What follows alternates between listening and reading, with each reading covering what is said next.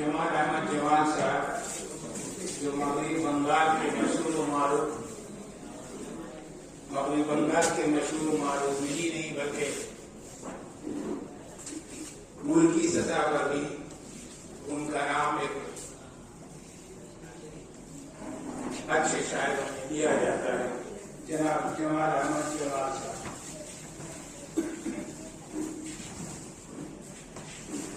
सोनू साहब जो बहुत फाल हैं और एक्टिव हैं, उनसे दरख्वास्त है कि वो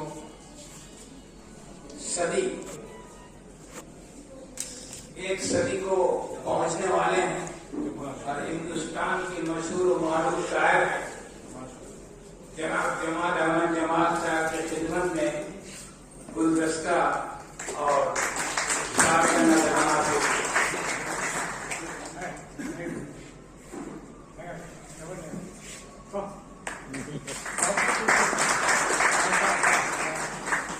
मशहूर शख्सियत को जो सिर्फ बंगाली में नहीं बल्कि हिंदुस्तान में मशहूर शायर के तौर पर जाने जाते हैं। और आप सबों को बखूबी इल्म है कि 1-2 साल के बाद ये मलिक गया वेलफेयर सोसाइटी 7 साल तकरीब बनाएगी जनाब जमाल अहमद जमाल साहब की। जनाब जमाल अहमद जमाल साहब सदी को अबूर करें और हम लोगों को अपनी बातों से अपनी दुआओं से नवाजते रहें। हम दरख्वास्त करेंगे जनाब जमाल अहमद जमाल साहब को कि जहाँ बैठे हैं वहाँ बैठे अपने बच्चियों और बच्चों को कुछ कीमती बातें बताएं। आज धनकर 9 अगस्त है और मलिक मियां के खानकाह में बैठे तो सारी बातें होगी तो इल्म के हवाले से होगी। ऐन लाम मीम जो भी बातें कर रहे हैं या करेंगे सब इल्म के बारे में, एजुकेशन के बारे में बात करेंगे। एजुकेशन एक ऐसा वर्ड है जो 9 अल्फाबेट से बना है। सबसे बड़ी बात खूबी यह है कि इसमें 5 वोवेल से मिला हुआ, जो जितने हमारे बच्चे हैं बच्चियां हैं सब उस 9 अल्फाबेट के लिए यहाँ पर बैठे हुए। तो आज मैं कहने जा रहा हूँ और हमारे मौलाना ने कहा कि सबसे पहले आपकी पहचान लोगों के कराइए कि कैसे कैसे लोग यहाँ पर हैं और मलिक मियां से कैसे कैसे लोग जुड़े हुए, कौन कौन से लोग जुड़े हुए। मलिक मियां सोसाइटी के तमाम मेंबरों को सबसे पहले मुबारकबादी देता हूँ कि पुरानी परंपरा को इन्होंने कायम रखा है। वो कौन सी परंपरा है? Ladies first. और तो पहली कतार में आप अपने कार्ड में देखिए, सबसे पहले शहनाज सुल्ताना का नाम, औरतों का नाम लिया गया।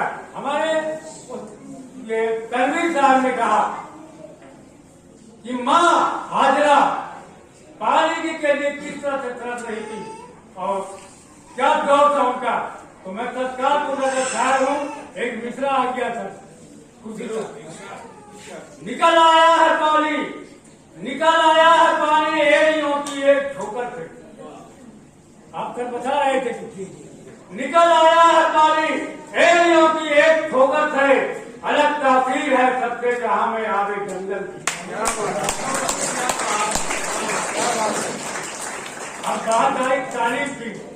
दूसरी खूबी मलिक मियां सोसाइटी की, एक दरख्त के एक ही दरख्त के हरदार दरख्त के 2 फल को मौजूद किए हैं। ये भी एक सोच है, फिक्र है। इसी तरह से जब सुभाष चंद्र बोस इंकलाब का फौज तैयार किए थे तो डेट 9 अगस्त ही था। एक बहन और एक भाई उस फौज में शामिल हुए थे। बहन ने कहा कि मैं खून दूंगी, तो भाई ने कहा मुझे आजादी चाहिए। तो हमारे साथ 9 अगस्त की खूबी बता रहा हूँ। 9 अगस्त की सबसे बड़ी एक और खूबी है, हिंदुस्तान और पाकिस्तान जब समझौता हुआ था तो राय नगर था, ये सबको मालूम है। हम लोग बच्चों के लिए, इल्म के लिए आज तक जुड़े हुए हैं। इल्म के बिना बच्चा वैसा अपाहिज है जैसे पोलियो ड्रॉप के बिना बच्चा। इल्म के बिना ऐसा बच्चा एक वर्ड भी बनता है तो बिना भोगे का कोई वर्ड नहीं बनता।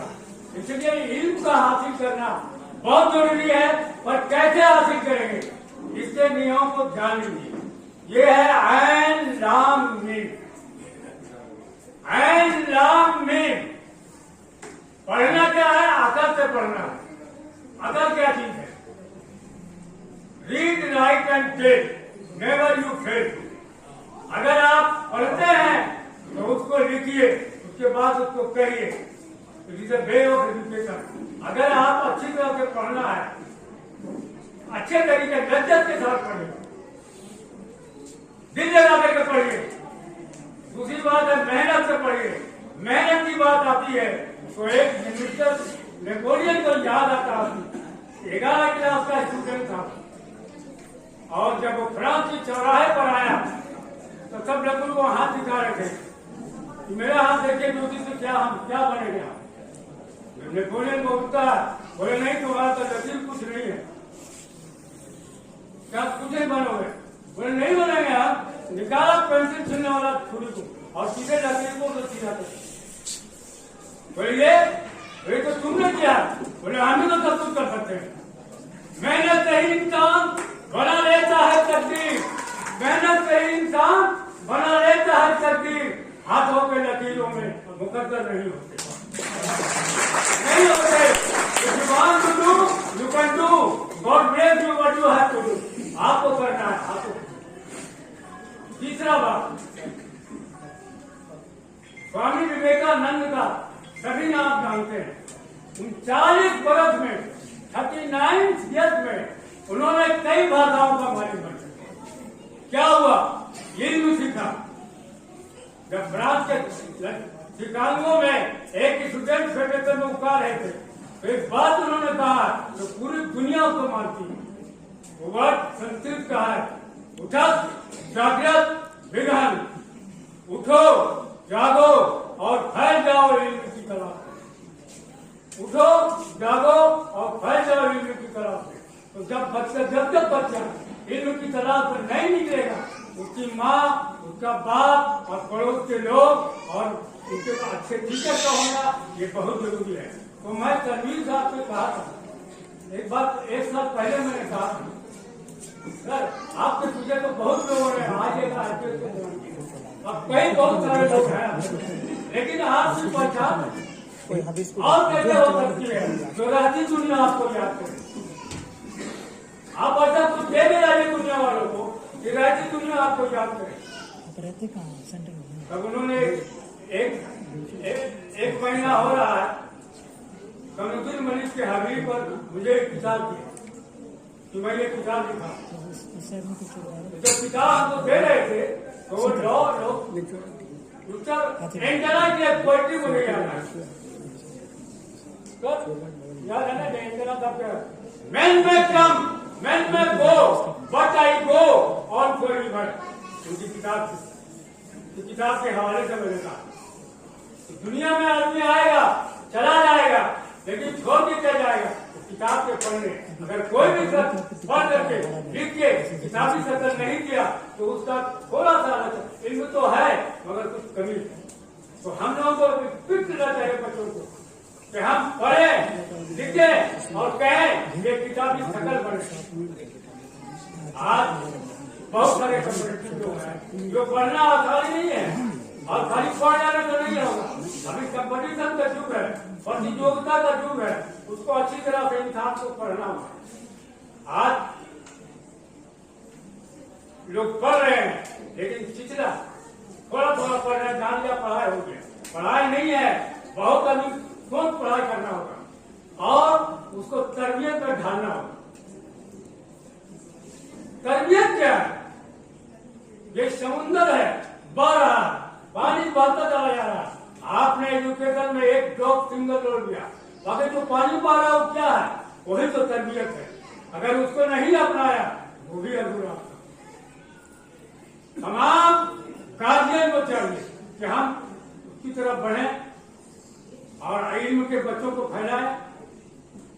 और हमारे जो मलिक ब्याह सोसाइटी के हैं सदर साहब, उनके लिए आने चले गए, वो उनके वालिद है, उनके भाई भी है। एक वर्ड मैं बताना चाहता हूं उनके हवाले से। रोटी, कपड़ा और मकान। अगर इन 3 चीजों की जानकारी इल्म से रखते हैं तो आप कमरुद्दीन मलिक से मिलिए। रोटी कारोबार कैसे करना चाहिए, कपड़ा एग्जिबिशन कॉटन में कुर्ता पजामा कहां से कैसे बनेगा उनसे पूछिए। अगर घर को सजाना है तो एक इंच कैसे कवर होगा, कमरुद्दीन मलिक से पूछिए। मेरे पीएचडी है इन तीनों भाषाओं में। हमारे बीच में एक और राज्य है, अंग्रेजी का एक वर्ड है, एक फ्रेज है, कैट्स एंड डॉग्स। मैं पढ़ा हूं, कैट्स एंड डॉग्स। मूसलाधार बरखा हो तो हो, फ्रॉम डाउन टू डस्ट, सुबह से शाम बरता रहे, लेकिन उसमें क्या जरूरत है? रेन गार्ड का। तो रेन गार्ड के निर्माता यहाँ हमारे पीडर हैं, मलिक ब्याह सोसाइटी के पीडर हैं सोनू मलिक, जो रेन गार्ड तैयार करते हैं। 24 कैरेट के सोना है ये।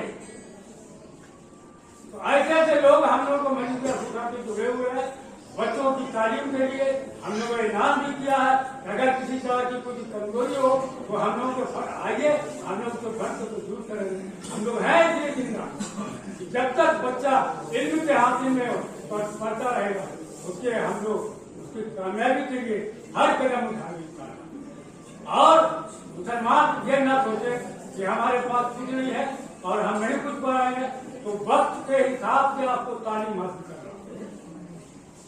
एक शेर मैं कह रहा हूं, या गौर से सुनिए।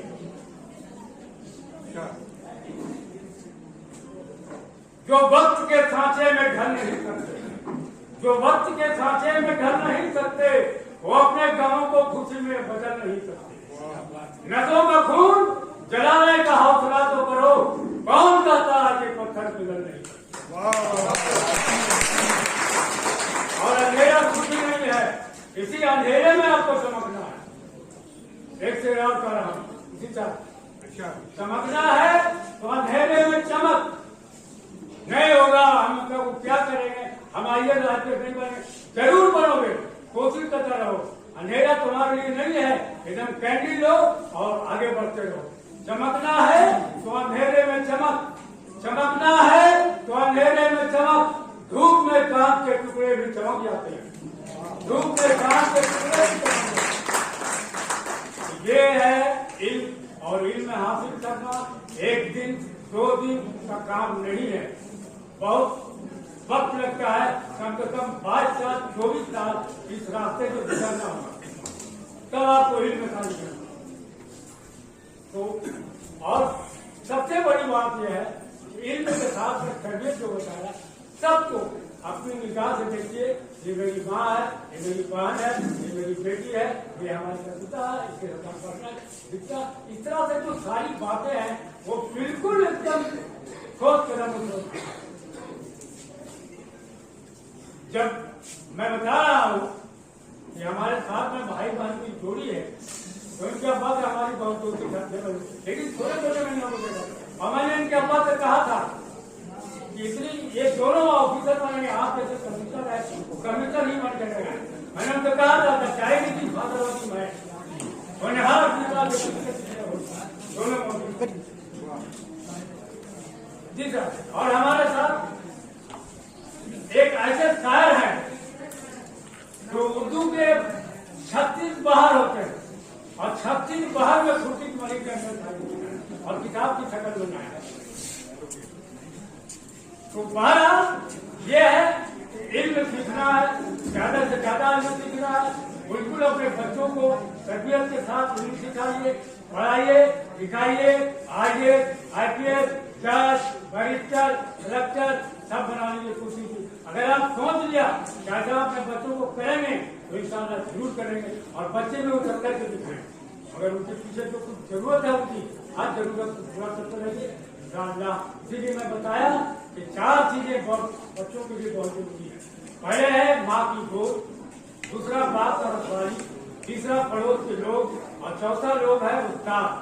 जैसे उस्ताद हमारे तनवीर साहब हैं, हम इनके लिए तनवीर का एक दुआ कर रहा हूँ कि गुरु गोविंद दो खड़े सातु लागे पाए बलिहारी गुरु की जो गोविंद जी हो बताए। इस तरह का जो उस्ताद का खिदमत करना और उस्ताद को अपने माँ बाप से जोड़ना, यही तो करना है।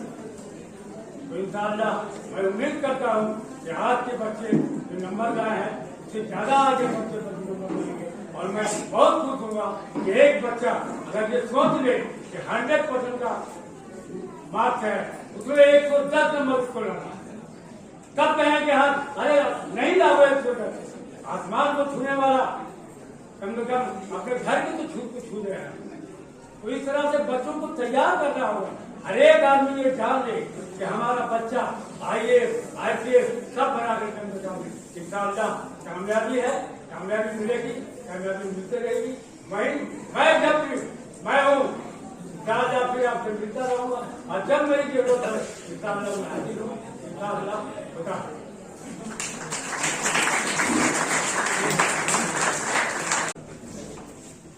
और अजीज तलबा और तालिबात, अभी पूरा हॉल जमाल अहमद जमाल साहब की घन गरज वाली तकरीर सुन रहा था। पूरे हॉल में उन्होंने जो सद हो रहा था उन्होंने अपनी जज्बाती और मानी खेज तकरीर से बदन में गर्मी पैदा कर दी।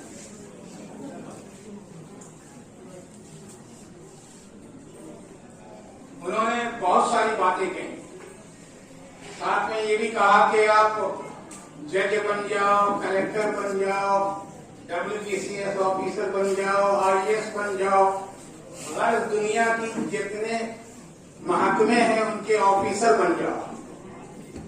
लेकिन ये नहीं कहा कि हमारे जैसा कामयाब ताजिर भी बन जाओ। उनका बेहतरीन कारोबारी तजुर्बा है और अपने कारोबार में अल्लाह के फजल करम से कलकत्ता में मशहूर कामयाब है, बहुत ही कामयाब बिजनेसमैन है। और ऐसी तजारत अगर हम लोगों को मिल जाए तो ये भी रहे नसीब। बहरहाल जमाल अहमद जमाल साहब की तकरीर हमारे लिए गंजीन है, इल्म अदब है, हम इसका एहतराम करते हैं। उनकी तकरीर पर हम जैसे हिकमतान के लिए तबसरा करना गोया सूरज को चिराग दिखाने के बराबर है। बस इतना ये है कि रंग लाती है हिरा पत्थर पे घिस जाने के बाद और इंसान सुरखरू होता है ठोकरें खाने के बाद।